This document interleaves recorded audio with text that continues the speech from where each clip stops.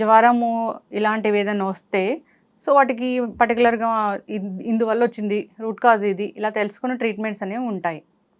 So అయితే auto immune diseases అనేవి ఎందుకు వస్తాయో తెలియదని కూడా చెప్తూ ఉంటారు. వీళ్ళకే వస్తాయి పర్టికులర్గానే చెప్పలేమని కూడా చెప్తూ ఉంటారు. So auto immune diseases, auto immune disorders ఎట్లా డిఫైన్ చేస్తారు మీరు? ఇప్పుడు ఆటో ఇమ్యూన్ డిసీజెస్ గురించి మాట్లాడాలి అంటే ఫస్ట్ మనం ఇమ్యూన్ సిస్టమ్ గురించి తెలుసుకుందాం. ఇమ్యూన్ సిస్టమ్ అన్నది అందరిలో ఉండే ఒక రక్షణ వ్యవస్థ.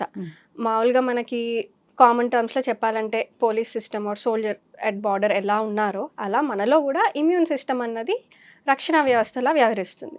బయట నుంచి వచ్చే ఇన్ఫెక్షన్స్ వైరస్ కావచ్చు, బ్యాక్టీరియా కావచ్చు, ఫంగస్ కావచ్చు అట్లా బయట నుంచి వచ్చే క్రిముల నుంచి మనల్ని ప్రొటెక్ట్ చేయడానికి పని చేయాలి నార్మల్‌గా.